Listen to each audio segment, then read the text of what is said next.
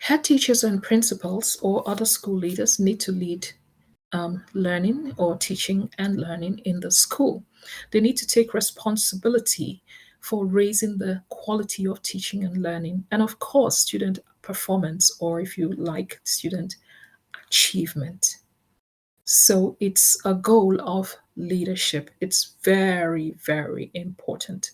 Like I said, we need to be analytic. I mentioned being analytic, in the previous session, and I think I've hinted on it in this session.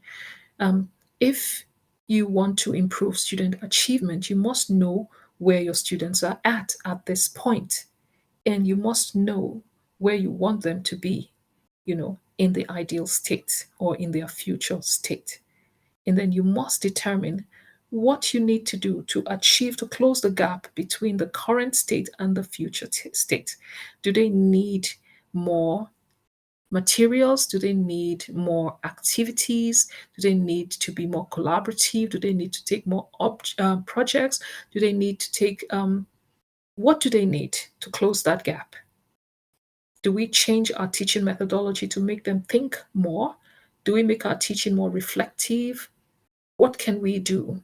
Should we create more autonomous learners, learner autonomy, making sure that our learners know how to support themselves when they are at home or during the holidays? So it's our responsibility as school leaders to raise the quality of teaching and learning. And when we look at teaching and learning, there are different aspects of teaching and learning that we need to consider. So for example, we might consider assessment, planning, and the different types of aspects, of teaching and learning.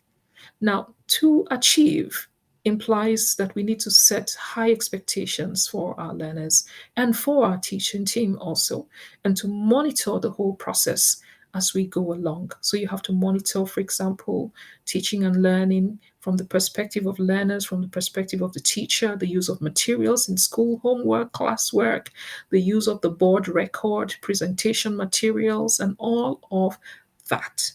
So it's your responsibility as a school leader, to monitor, to set high expectations, your goals for the term, then give clear direction on how to achieve them, create a way to monitor the achievement, and then at the end of the term, you can evaluate to see if it was effective.